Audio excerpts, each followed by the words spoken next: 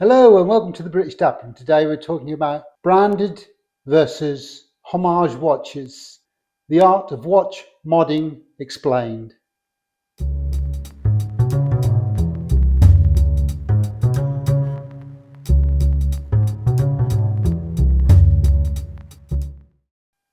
So today we're covering some controversial subjects in a way related to watches.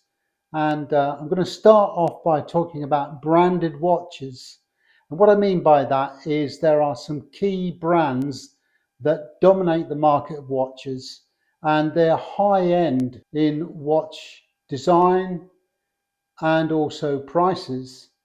Now, if you've got £410,000, you could have a Rolex Daytona Rainbow. Lovely watch. I could never afford one, but for that amount of money, you could get one watch that's very unique. And what I'm talking about brand watches, the brands that pop to the surface, which are very popular at the moment, are Rolex watches and controversially, and also Omega watches. And they are potentially liked and adored and wanted by many different people, in that they could be rich, they could be poor that are saving up for that investment watch, or it could be that they're an avid fan of 007 and James Bond and they track the particular watch brand that he wore in a certain film. But the thing about a watch is not so much its value from a sartorial point of view, it's more about its aesthetics, what it looks like and how it fits in with the ensemble you're going to wear. So whilst you may well push a certain brand, for example Cartier, make lovely watches, but whether you could afford to own one is another thing. But that doesn't mean to say that if you can't afford one, you're not considered sartorial or you're not considered to be well dressed, because that's a little bit elitist. And if we're talking about being elitist, then that doesn't really fit in with being a gentleman. So it's about those quiet ownerships, if you like. So if you could afford a Rolex or an Omega watch, that's fantastic. If I could, I would, but I don't have the money to spare, nor will I probably ever in my lifetime have that excess of money to spend, when there are more important things in life to spend it on. But I get it. If you earn such a large amount of money that you can afford that quality of lifestyle, then I fully understand why you'd spend it. But I'm looking about those quiet luxuries. And when we talk about that, it brings me on to a particular brand or a particular watch, in fact. And I'm talking about the Rolex GMT Master. Now, this watch is very popular, commonly known as the Pepsi, because the actual dial is two-toned with red and blue. And typically this watch is very popular. It ranges in value from about 11,500 up to about 28,000 second hand. So you can see how popular it is. There's very little chance of buying one new. You have to go on a waiting list because they're in such demand. But there are other brands, other companies that do something along the same lines, the same Pepsi colours, the red and blue. And one that springs to mind here is Tudor. Tudor make a Pepsi version of the GMT, so Greenwich Mean Time, and it is a lot cheaper. We are talking about £3,000 for a homage watch of that Rolex GMT Master.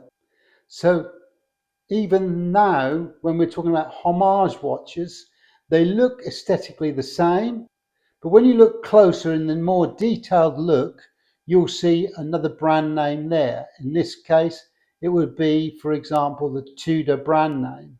but there are many others that mimic that look. So there is also, for example, Tommy Hilfiger. He does a watch that's got a GMT face to it. And there are many others. Seiko is another one. So the question is, even though these are reputable companies, they produce a watch that is not their original design, but they have copied that style because of its popularity. And I would suggest that when it comes to homage watches, they are very much a case of people like the aesthetics of the watch, but they can't afford the original brand. And they're not buying the watch because of its value as such. They're buying it because they like the look of it and they can't afford that higher end price. Would you consider something with another brand name that looks good? Would you say that is a rip-off to the original brand? Or is it just natural progression? Because all watches, all watch companies watch each other in the market. They watch out for developing styles and designs, and they will use them and intermix.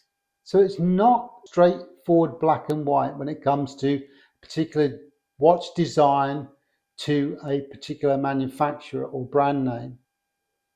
The quality is really where the brand name is linked. So I've got a small collection of watches and I'm going to talk you through them. And just to give you an idea, I mean, I don't have the money to buy expensive watches. I don't buy a watch because of its value or what it would look expensive to other people. I buy it because I like the look of it and I think it would go with an ensemble or a range of different looks. And I think it's timeless in some cases, or it's very unique. So let's look at the very casual and informal looks. So here I've got, for example, this watch here, great casual watch and blue faced and quite a substantial watch. But again, it is a cheap watch. I'm not denying that. Original value is around about $178. So this is not an expensive watch. And to be fair, it didn't cost me that much to get this version either. But it's still aesthetically a very good watch for that casual situation. Something else to look for, another casual watch here, very thick leather strapped. This is a Hugo Boss watch.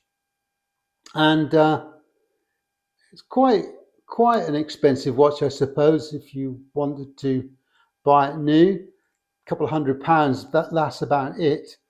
But it is a very robust watch and quite a large face and very much a casual sort of watch. Now then, you can buy something very similar to this that is very expensive or very cheap.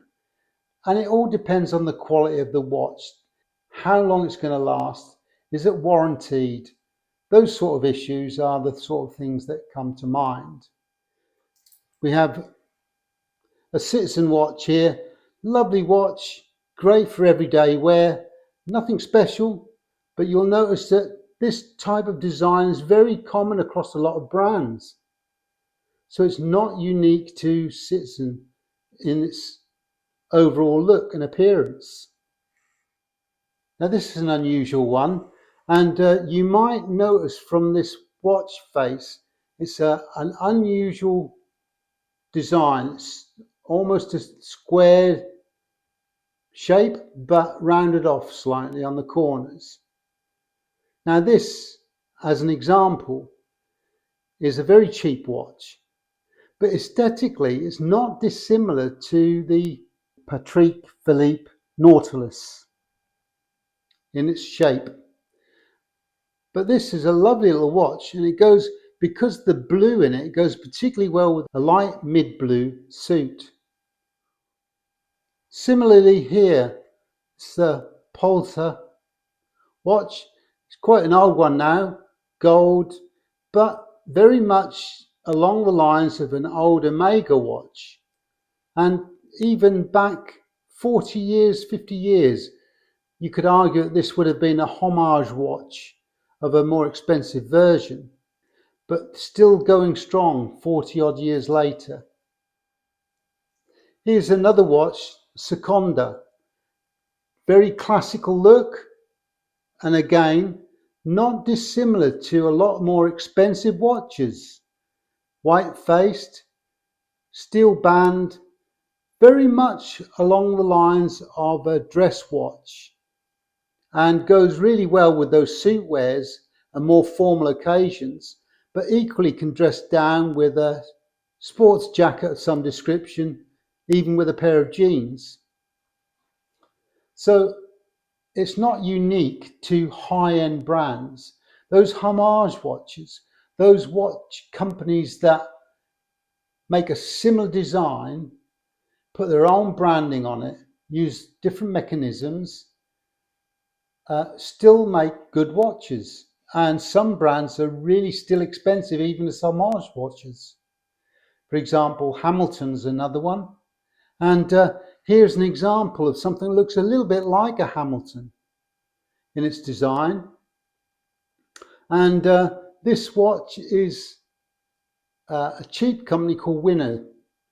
And it's about £22 for this watch, but it's great from an aesthetic point of view.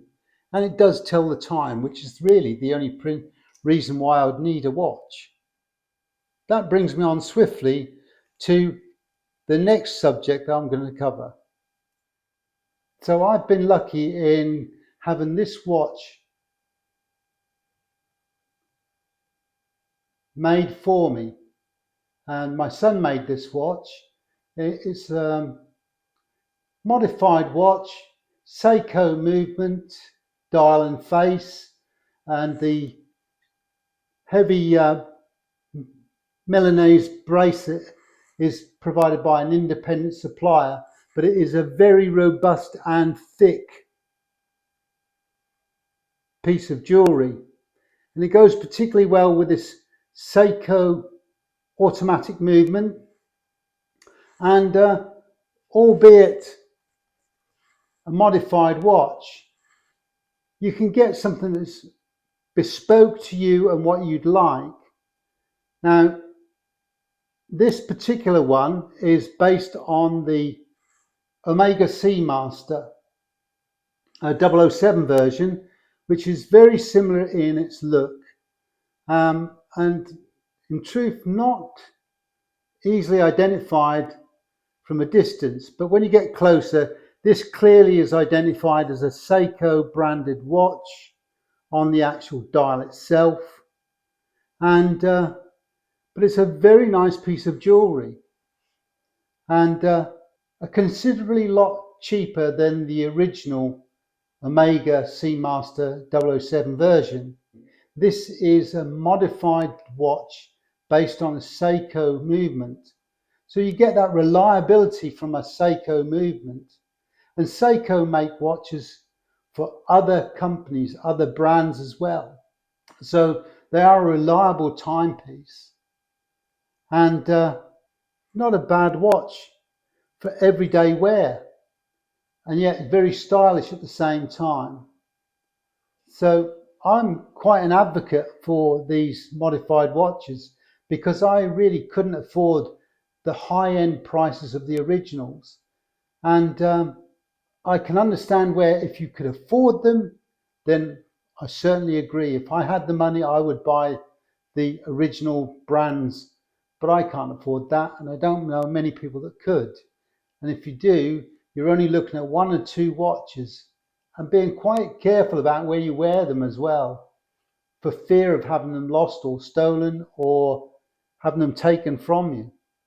So it's just something to consider about that modification world. You get the best of both worlds and at a reasonable price. And you could have something made completely to your specification. So if you liked an element of one watch and another, bring them together, you could have a modified watch that is unique and has the dial of another watch put together, or the hands are different, and you get a very unique watch. So it's something to consider there. And like I said, modifications or modding is becoming a very popular hobby for a lot of people. So it's quite a controversial subject. And some will say, if you can't afford the branded version, you shouldn't wear one. Well, that's great if you've got about 20 grand, 30 grand to spare. But not many people can afford that. And those that do, maybe they should look at themselves and say, am I being a little bit elitist about this? Because let's be honest, if I was wearing something that was worth 30, 40,000 pounds on my wrist, I wouldn't be waving it around and showing everybody and saying how much it cost for fear of having it stolen or taken off me. So it's just something there to think about, isn't it? About, okay, we've got branded watches, which are lovely timepieces, and I have no objection to anybody buying them, or no, I wouldn't protest if somebody bought me one, that's for sure. But then the next level down is those homage watches, and that's from an aesthetic point of view. And those homage watches are normally made by brands that are tried and tested and have their own track record of quality and perseverance over time as a company. And then you've got those other types of watches. From the homage, one could argue that this is, although it's a modified watch, it's still a homage to the original, the Omega Seamaster 007 watch. The only difference is the parts are by a provider of a well-established company and put together by somebody that has practiced and experienced in making this type of watch. So let me know your views on this. It's a very controversial subject, and I'm sure there are many out there that would have different versions of what they consider to be acceptable and unacceptable. There may be people out there that enjoy the use of a modified watch or a homage watch, and there may be people out there that object to people wearing them. I'd like to know your views overall. So I hope you enjoyed the video. If you did, give us a thumbs up. If you'd like to subscribe, then please feel free to do so. We have a Buy Me a Coffee page, so if you'd like to make a contribution to the channel, then please feel free to do so. We also love constructive comments, so if you'd like to make some, jot them down below. We'll get back to you as soon as we can. And if you've got a question you'd like to pose to us, or you'd like an answer to, then why not jot it down? We'll try and answer your question for you. We also like ideas for future videos, so if you want to make a contribution and make a suggestion about future content, then please, again, jot it in the notes below and we'll get back to you as soon as we can. The next video could be something that you've recommended or suggested. So until next time, take care.